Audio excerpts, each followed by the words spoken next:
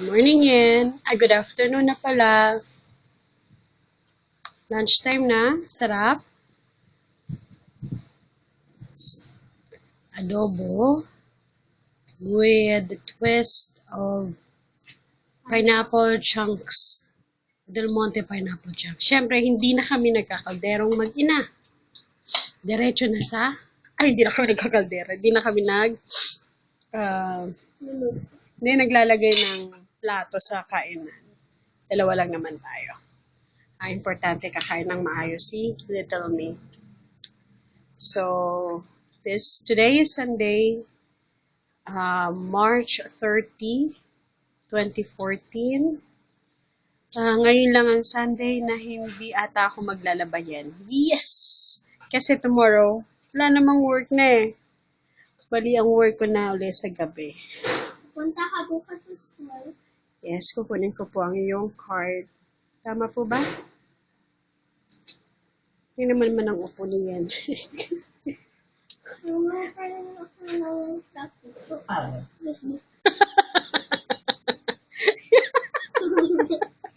Iyak ka diri. Sorry. So mamaya, ang gagawin natin, pag hindi na mainit, ang init oh. Sobrang init. Summer na! Yes, it's summer. Sobrang init ngayon dito sa Philippines. So, dalawa lang kami mag-ina. Happy kami together. Are you happy being with mommy all the time? Why are you happy with mommy all the time? When you're with mommy? Sometimes hindi. Oh, sometimes hindi. Why? I want to Lagi kitang pinapalo. Tama ba? Sigurado ka, lagi kang pinapalo. Summer pa. Minsan, ang palagi napapagalitan. Yun ang tama, di ba? Ba't ka napapagalitan? Ako, Alam mo naman pala, pag napapalo ka, kailan ka napapalo? may ginawa ko ulit. Pag pikon na si mama, paulit-ulit na lang si nanay, no? Tama ba ako? Sige lang, anak, kain pa ng kain kayo. Anak, sige, go, Yen, go. More, anak, more. Sabi niya kanina pa daw siya nagugutom. Hindi lang daw siya nagsasalita.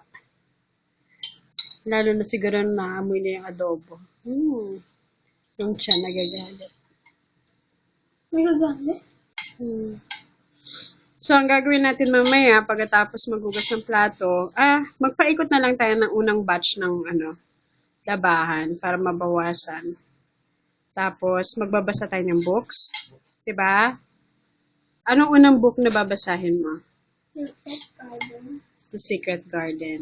Si Mami, ang unang babasahin ng book ni Mami ay, ano ba yan? Kay James Patterson. So, those are the books we're going to read. Yun. So, we're gonna read those books this summer. Ang aming munting palasyo. Happy ako. Kasi, simple lang siya. Pero, simple lang siya. May magulo yung kasi doon tayo nagpupwesto kanina. Maghugas ka ng plato ha. Huwag kalimutan pakainin si Toto. Ha, Yen?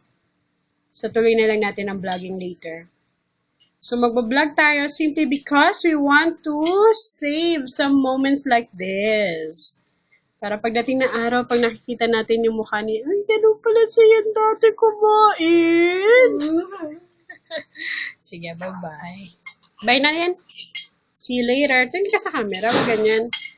Tingin ka sa camera, be.